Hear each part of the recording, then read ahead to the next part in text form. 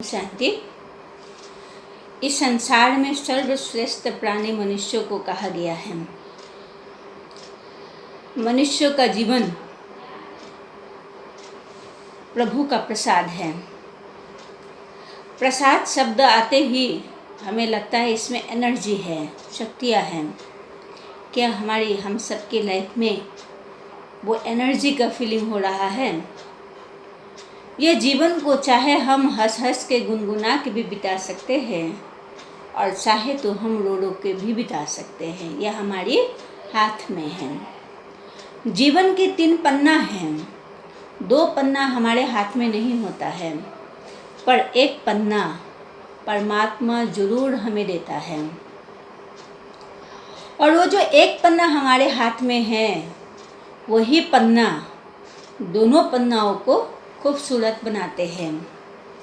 हमारे हाथ में जो पन्ना नहीं है, वो कौन सी पन्ना है? वो है जन्म और मृत्यु का। जन्म और मृत्यु के बीच जो गैपिंग है, उस समय में हम सभी कर्म करते हैं और कर्म ही मनुष्य का जन्म और मृत्यु को सुंदर बना सकता है। कब जन्म लेना है यह हमारे हाथ में नहीं है, और किस घड़ी इस संसार को छोड़कर हम चले जाएंगे ये भी हमारे हाथ में नहीं है। लेकिन किस विधि से इस संसार से जाएंगे वो ज़रूर हमारे हाथ में है। हमारे हाथ में जन्म और मृत्यु को खूबसूरत बनाने का कलम परमात्मा ने हमारे हाथ में दिया है। वो कलम जो है वो है हमारी कर्म। अब हमारे ऊपर डिपेंड करता है कि हम कैसे बनाएं। अब कर्म क्या है? हमारी आँखों से, हमारी बोली से, हमारी दृष्टि से, हमारी सोच से, हमारे हाथों से, हमारे पैर से जो भी काम हम करते हैं उसी को ही कर्म कहा गया है। जिस कर्मों में हमारी भावनाएं हैं, भावनाएं जुड़ी हुई है, ईर्ष्या है, द्वेष है, अच्छा या बुरा है, लालच या हवस है, किसी भी प्रकार का इरादे शामिल है, उसी को कहा जाता है कर्म, जिसको हम सोचते रहते हैं। अब कर्मों का 2 भाग है, एक है सुख और एक है दुख।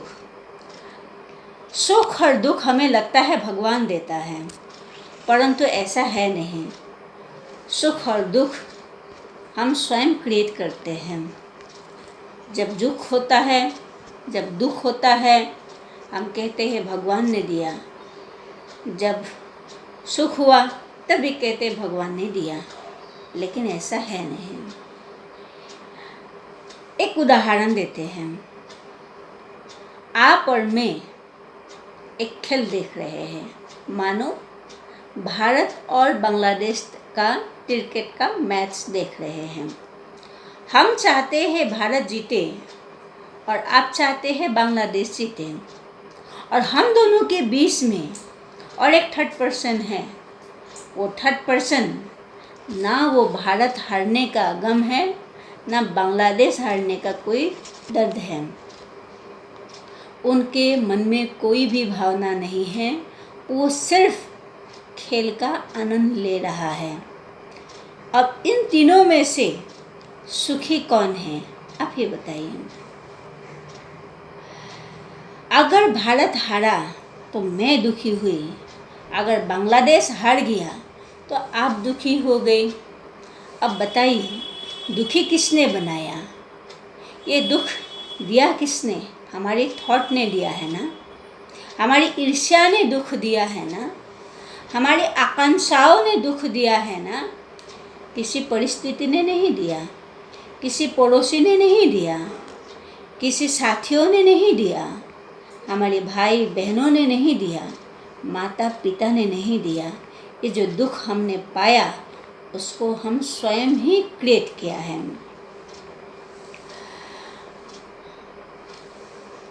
इच्छा कम है तो दुख कम है, इच्छा और आकांक्षा ज़्यादा है तो दुख भी ज़्यादा बढ़ता ही जाएगा।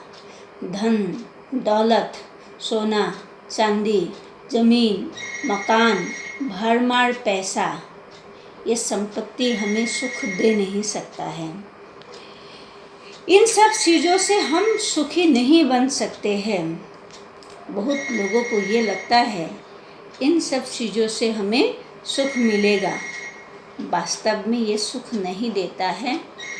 हाँ, कुछ सुविधाएं दे सकता है, लेकिन रियल जो सुख है, रियल जो शांति है, वो हमें नहीं दे सकता है। दुनिया में ऐसे कई उदाहरण हैं। अलेक्जेंडर को देखिए, रावण को देखिए, और भी ऐसे लोग हैं जिन्होंने देश जीतते गया, परंतु उनके अंदर वो जो संतुष्टता है, वो जो शांति है, वो नहीं मिला। वो जो भय है वो कभी उनको ख़त्म ही नहीं हुआ। एक के बाद एक लड़ाई करता गया, ज़मीन जायदाद मकान सब कुछ हासिल किया। क्या वो सभी व्यक्ति ने सुखी से जीवन बिताया? नहीं ना। जीवन में क्या चाहिए? अच्छा से रहने के लिए 2 रोटी 100 ग्राम चावल। अगर ये 2 चीज़ें हैं तो पेट हमारी संतुष्ट हो जाता है, परंतु संतुष्ट नहीं होती है हमारी आकांक्षाएं, हमारी इच्छाएं, हमारी आँखें, हमारी सोच, ये कभी संतुष्ट नहीं होते हैं। चाहिए कि चाहना ही हमें दुख देते जाते हैं। इसके ऊपर एक मैं कहानी सुनाती हूँ आपको। एक राजा था और उस राजा को लगा कि जीवन में अगर धन संपत्ति, पैसा, मकान, दौलत, ज़मीन जायदाद होगा तो कभी दुख हो ही नहीं सकता है, या दुख होगा ही नहीं। तो उन्होंने अपने राज्यों से, आस पड़ोस राज्यों से ढेर सारे धन संग्रह करना शुरू किया। बहुत धन इकट्ठा किया, कर्ज से, बेईमानी से, चालाकी से, हड़प करके। अब उनके पास बहुत धन हो गया, अपने राज्य में भी रखने का नहीं रहा, पूरा भर गया। तो उनको लगा कि ये धन को कहीं और जगह में हमें रख देना चाहिए, छुपा करके। तो राजा का एक विश्वासीय मंत्री था। दोनों ने सलाह करके एक घने जंगलों में, एक गुफा में वो सारी संपत्ति ले जा करके वहाँ रख दिया। राजा के हाथ में उसके चाबी रहा और मंत्री के हाथ में भी चाबी रहा। कभी राजा देखने जाता था और कभी मंत्री देखने जाते थे। बहुत दिन के बाद राजा के मन में आया, चलिए आज हम अपना खजाना देख के आते हैं। बिना किसी को बताए राजा खजाना देखने के लिए चला गया। दरवाज़ा खोला, अंदर चला गया। अंदर जाके देखा सोना चांदी मोती हीरा अशरफिया गहनाएं भरा पड़ा था। हर संदूकों में भरा हुआ हीरा मोती था। राजा देखकर गदगद हो रहा था। राजा देखकर बड़ा खुश हो रहा था। उनको लगा मैंने जीवन में बहुत मेहनत किया, तब जाके इतनी संपत्ति हासिल किया। अब तो मेरे जीवन में कभी दुख आ ही नहीं सकता है। संसार का हम सबसे अमीर व्यक्ति है, इसे सोच ही रहा था। और इधर मंत्री उस रास्ते से गुजर रहे थे। मंत्री उस रास्ते से जब गुजर रहे थे तो अचानक उनकी आंखें वो गुफा का दरवाज़ा पर पड़ा। देखा गुफा की जो दरवाज़ा है वो खुला था। वो हैरान हो गया। वो गया, जाके धीरे से दरवाज़ा को बंद किया। उनको लगा कि शायद मैंने कल रात को खजाना देखने के लिए जब गया था तो दरवाज़ा बंद करने भूल गया। ये सोच करके मंत्री ने दरवाज़ा बंद करके बाहर से वो चला गया। इधर अंदर राजा था। राजा निहारी रहा था, खुश हो रहा था, गदगद हो रहा था। जब मन को तसल्ली मिला, शांति मिला, सुकून मिला, तब राजा को लगा अब तो मुझे यहाँ से जाना चाहिए। तो राजा जब जाने के लिए आया तो देखा गेट बाहर से बंद है। राजा ज़ोर ज़ोर से चिल्लाया, धकधकाने लगा, चिल्लाने लगा, पर उनकी आवाज़ उस घने जंगल में सुनने वाला कोई भी नहीं था। राजा रोता रहा, बिलखता रहा, चिल्लाते रहा, लेकिन राजा की आवाज़ किसी के कान तक नहीं गया।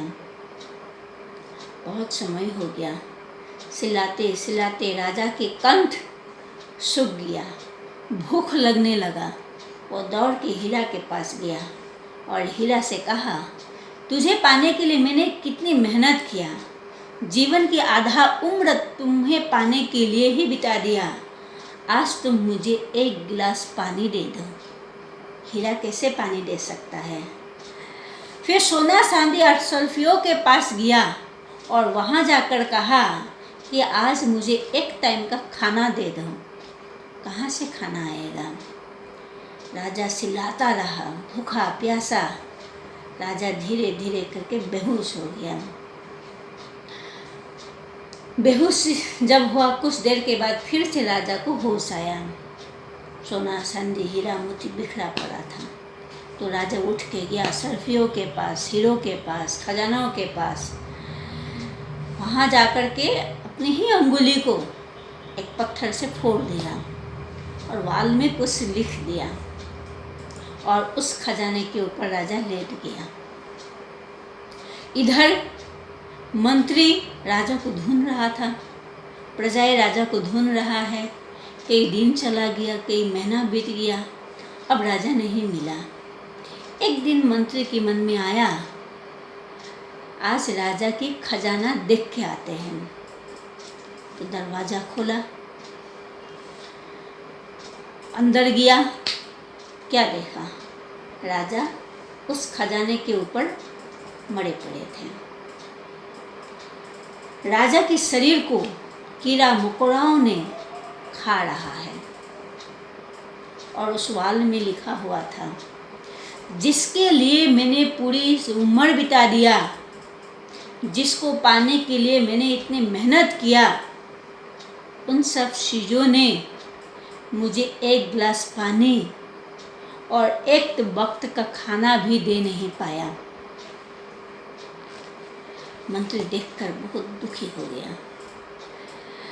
मंत्री के मन में आया कि इतनी मेहनत करने के बाद भी, इतनी संपत्ति होने के बाद भी, राजा के पास इतना सुविधाएं होने के बाद भी आज राजा को ये दिन देखना पड़ा। उनको लगा, मंत्री को लगा, हमें ज़रूर अच्छे कर्म करने चाहिए, नहीं तो इस तरह से हमारा भी क्या हो सकता है, मौत हो सकता है। जीवन में ये धन दौलत हमें सुख नहीं देता है। धन दौलत सोना चांदी ये जो भी चीज़ें हैं सुख देता है, पर टेम्पोररी सुख देता है, हमेशा सुख नहीं दे सकता है। हमेशा सुख देने वाला है हमारी कर्म, हमारी अच्छी सोच, हमारी अच्छी विचार, सद्भावनाएं, परोपकारिता, यही हमें जीवन में सुख देता है। अगर मैं हर एक से दुआ कमाते हैं, आशीर्वाद लेते हैं, मेरे पास कुछ भी नहीं रहेगा, लेकिन मरते समय हमारे पास सब कुछ हो सकता है। यह कहानी से हम क्या शिक्षा मिला? इस कहानी से हमने यही देखा कि आखिरी समय, लास्ट टाइम में हमारे साथ कर्म का ही दौलत साथ जाता है। चाहे हम कितना भी धन संग्रह कर ले, बेईमानी से मेहनत करके धन दौलत सोना चांदी महल ज़मीन जायदाद, ये हमारे साथ जाने वाला नहीं है। परमात्मा ने ये जीवन उपहार में दिए हैं, इस जीवन का आनंद लेना चाहिए। इस जीवन के द्वारा कुछ अच्छे कर्म करना चाहिए, ताकि अंतिम समय में हमारे पास कुछ न होके भी हम बहुत कुछ हासिल कर सकते हैं। इसीलिए लालच नहीं करना है, अच्छे कर्म करना है, भगवान को याद करना है, सत् कर्मों में अपने समय देना है। अच्छा, ओम शांति।